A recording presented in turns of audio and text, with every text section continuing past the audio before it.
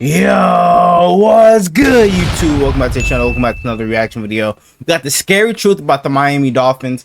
For the scary truth about them is how good they can be if they all stay healthy, bro, and how consistent Tua is. Because in reality, Tua is a very, very, very good quarterback, bro. You know what I'm saying? He led the league in passing yards last year. I believe the year before he led the league in passer rating. But he had probably his worst touchdown to interception ratio last year. But if he cuts down on the turnovers like I've been saying, bro, he's going to be just fine. I think Tua is a top 10 quarterback. And maybe this year at the end of this year, maybe he's a top 5 QB in the league. Let's go ahead and check this out. Smacked them around. They embarrassed. Yeah, after that game, I thought the Miami Dolphins were going to be unstoppable.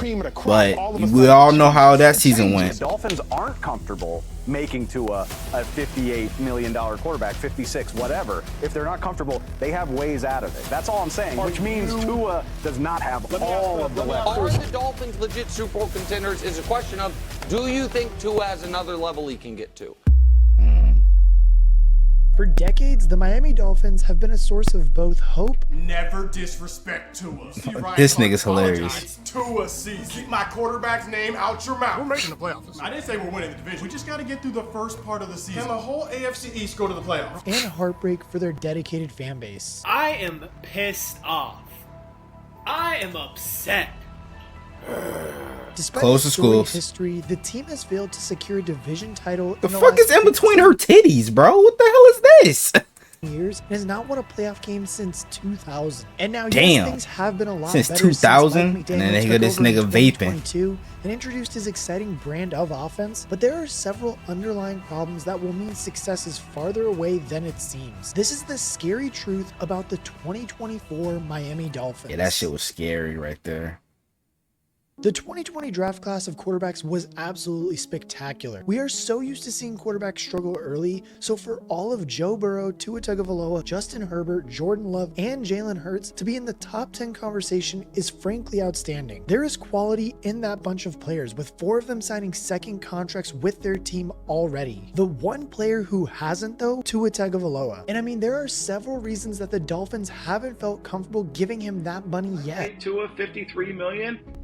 No, because Tyreek Hill takes up 12% of the cap. Waddle takes up 8% of the cap now. That's 20% of the cap. If I go and pay Tua, 30% of the cap, what do I have left for the rest of my team? But I'm down this road. I've already gone down the road. 80% of my offense comes to these 2 receivers. Like, I mean, ideally, he would have received his second contract after his second year. But I mean, after the 2022 season, all of the injuries that he's faced so far up to this point just hasn't made it possible. Fractured ribs and a fractured finger led him to missing 4 games in 2021 before the concerning bout of concussion struck in 2022. During this stretch, there was good play by Tua, but not enough to convince the team that he had the quality or even the durability to earn a second deal. He then bulked up for the 2023 season and delivered a fantastic, fully healthy season in which his 4,624 yards were the most in the NFL, going alongside with a career-high 29 touchdowns and 14 interceptions. Like, I mean, it was almost exactly what the Dolphins wanted to see out of him. And in all honesty, I mean, it's probably enough to earn him that second lucrative contract of his. However, there still are a good amount of significant concern that Dolphins fans should feel a little nervous about. Firstly, and I think the biggest one besides the concussions, is there is a big issue of whether Tua can get the job done in big games.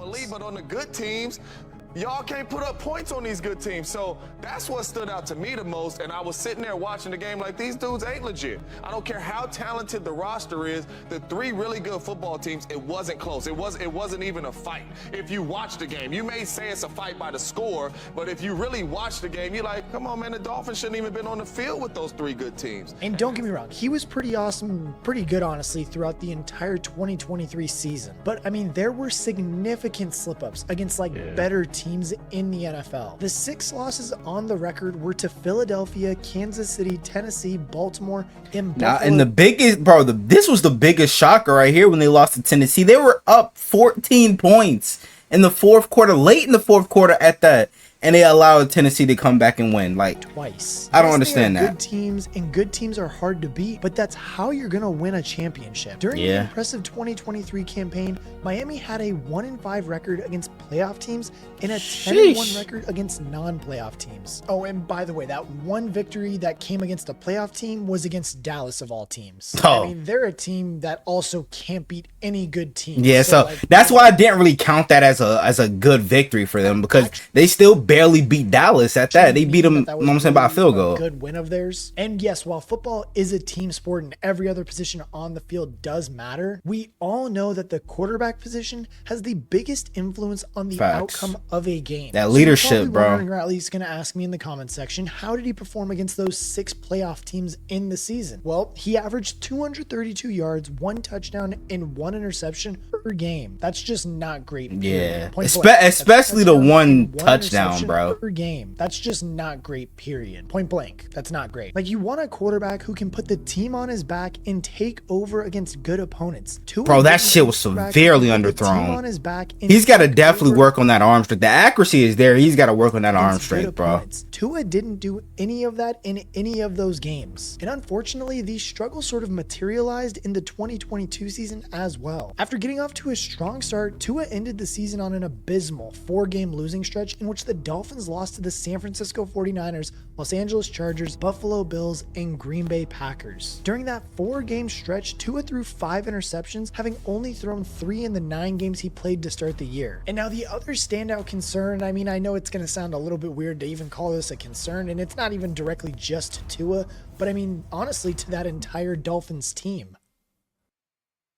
It fins freeze in January. In cold weather games, just for the whole team, is terrible. In games with a temperature below 50 degrees at kickoff, the Dolphins have a record of 2 in their last 22 games. Tua himself is 0-3 in such games since the beginning of the 2020 season. That is not good news for a team based in the AFC who are likely to have to run through the frigid temperatures of Buffalo, Kansas City, or Cincinnati if they are to enjoy a deep playoff run anytime. And like, and I hear Dolphins fans saying, like, bro, like, stop comparing that, bro. Like, what do you expect us to do, bro?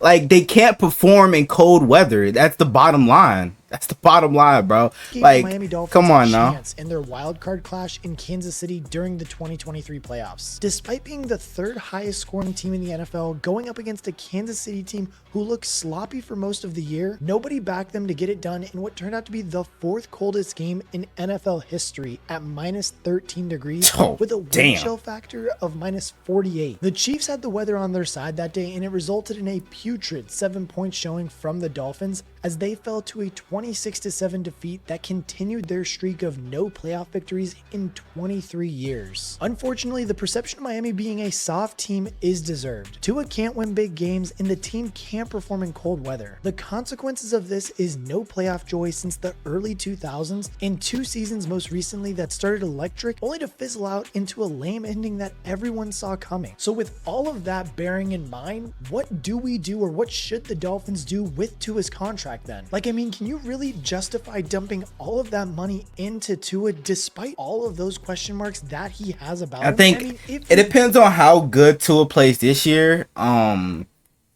It really does depend on how good he plays this year, bro, because if he does, you know what I'm saying, play as good as he did in the beginning part of last year, this year, bro, and continues to, you know what I'm saying, put up over 4,000 yards or like 30 plus touchdowns, bro. He may get a big contract, but giving him $58 million, I don't really think that's the good idea for Miami to do that. And end up giving him just whatever number it ends up being with how this insane quarterback market is. What does that mean for the rest of this roster then?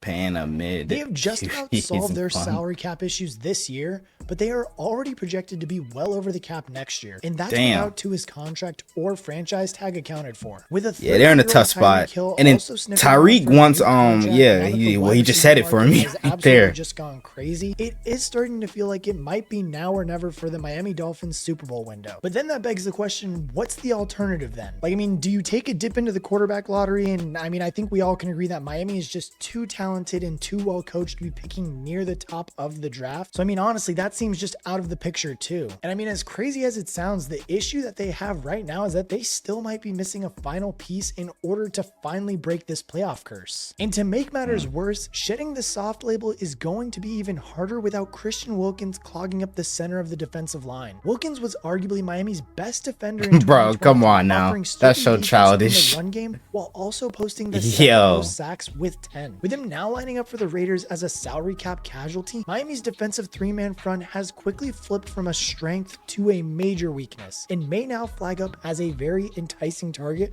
for opposing run games. Neville Gallimore has been brought in to bolster the interior of the line after they got Neville Gallimore, okay, along with 37-year-old Calais Campbell, who, in fairness to himself, is turning out good seasons still. Zach Seiler remains on the line after a solid season in 2023, in which Miami limited opponents to 99.8 yards per game on the ground, which was enough for 7th best in the NFL. However, this jumped up massively to 145 yards per game across their last 3 showings. And this reminds us not only of the struggles they had later in the season in cold weather and against good teams, but also of what vulnerabilities there could be in 2024 now that Christian Wilkins is no longer on the defensive line. The other significant loss this offseason came on the offensive line, with guard Robert Hunt earning big money in Carolina now. Hunt was the team's second best offensive lineman in 2023, and the Dolphins are certainly worse off heading into 2024 as a result of his departure. Teron Armstead is still offering Pro Bowl quality at left tackle, but there are huge question marks surrounding the rest of the offensive line. And that doesn't take into account too that Armstead is so vulnerable to injuries as well, which could put even more pressure on what is looking like a shaky unit. Head coach Mike McDaniel navigates around these issues by getting to it to release the ball quicker than most quarterbacks in the league, but there is no guarantee that the same success can be found with a weakened unit in 2024. There were more losses everywhere else in the defense, with Andrew Van Ginkel, Brandon Jones, he's with the Vikings now, and Jerome Baker all heading for the door too. These headline names reflect a turnover of personnel on defense that could cause major problems for Miami, but they did at least bring in some veteran talent that should plug up some gaps. Jordan Brooks and Shaq Barrett are great additions to the linebacker room, with Kendall Fuller, Jordan Poyer, and Syrian Neal. Yeah, these are all solid pickups. Even though Shaq Barrett is out of his prime now, same goes for Jordan Poyer. Those are still really solid pickups. And all of these guys have enjoyed good stretches in the NFL, but as they enter the later stages of their careers, it remains to be seen whether they can get this team over the edge. The strength of Miami's defense is really in their edge defenders, but with Jalen Phillips and Bradley Chubb both coming back from tough injuries, 2024 could be far from smooth sailing. Phillips has indicated that he could be ready for week 1, but Achilles tears are absolutely brutal, and there is no guarantee that he will still have that explosiveness that made him so effective up to now in his career. For Chubb, a second ACL tear was brutal to take, especially as it occurred in week 17 of all weeks. His recovery process will likely leak into the 2024 season, and even after he does return, how effective will he be truly? As we all know, they did draft Chop Robinson as he arrived in the first round of the draft to bolster the unit, and he certainly brings an explosive element. But being a rookie, he is a raw prospect who will need to spend some time developing before he can consistently contribute. And honestly, I think just all the changes in the personnel and just all of the people recovering from injuries, it honestly could see this defensive unit kind of just slow to the gates and just kind of taking a minute to catch up to everybody, as everybody's pretty much already up to full strength. And I mean, if that happens, that could be truly extremely concerning considering all the improvements around the AFC. Like, I mean, getting out of the AFC East is already going to be tough enough as is. The New York Jets look primed and ready to battle with Aaron Rodgers as their leader. And yes, the Dolphins did walk over them in 2023, but that was a battered and bruised team with absolutely no hope. Rodgers is back to lead a top offensive unit supported by arguably the best defense in the NFL. So Miami should expect a much stiffer test from them this time around. And then, I mean, you have Buffalo, and despite the salary cap induced personnel changes they have had to endure this offseason, they have won the division for 4 years in a row and still have one of the best quarterbacks in the NFL on their side. A young offensive nucleus built around Josh Allen, James Cook, Dalton Kincaid, and Keon Coleman could very easily spell trouble for the Dolphins, who have only beaten the Bills in one of their last 12 meets. And I mean, if we just look at the conference and other spots, too, the Bengals are completely flying under the radar with a healthy Joe Burrow heading into the season for the first time ever, and the Houston Texans have absolutely loaded up for a deep playoff run as well. And I mean, this is all not mentioning the Baltimore Ravens and three-peat hunting Kansas City Chiefs too. And like, I mean, the fact of the matter is that the AFC East is a tough division, and I mean, the AFC as a whole is absolutely loaded. For Miami, while they haven't taken huge steps back this offseason, the major losses of Christian Wilkes on the defensive line and Robert Hunt on the offensive line are not ideal for a team competing against such powerhouses in the AFC. And don't forget, this team also has a proven issue with cold weather and may be about to send a shell load of money in the direction of a quarterback who has struggled against big AFC opponents. So I mean, I think it's safe to say that there are definitely some scary truths for the Miami Dolphins. Oh my gosh. Was that sped up or was that the actual hit? Scary truths for the Miami Dolphins heading into the 2024 NFL season. But I want to know what you guys think. Let me know in the comment section below. What do you guys think that the Miami Dolphins record is going to be for this upcoming season? Personally, for me, I think it's going to be more of like a 10-4 season for them, and they're going to, if my stuff becomes true and the Jets win that division, they're probably going to be the third place team. It would be like 10-7, the Bills, then the Dolphins is what I think it's going to be, and then the Patriots will be in last in that division unless May is just the next coming of CJ Stroud. But I guess we'll just have to wait and see. But as always, let me know in the comment section what you guys think their record is going to be or how good they're going to be. Maybe they're just going to be completely terrible. I'll say 10-7 as well, bro. Because of the fact that they are in a tough division and the AFC is just always going to be a dogfight. I say 10-7. I think 10-7 is a very reasonable record for them. Especially with, you know what I'm saying, two of their best edge rushers coming off the injuries and them not being able to beat good teams consistently. But I want to know what you guys think down in the comments below. Hope you guys enjoy the video. Make sure you guys like, comment, subscribe to the channel if you're new. Turn on post notifications, notified whenever I drop another banger video. We're on the road to 300 subs. Help me get there for more banger NFL content like this. So without further ado, I'm out. Gang!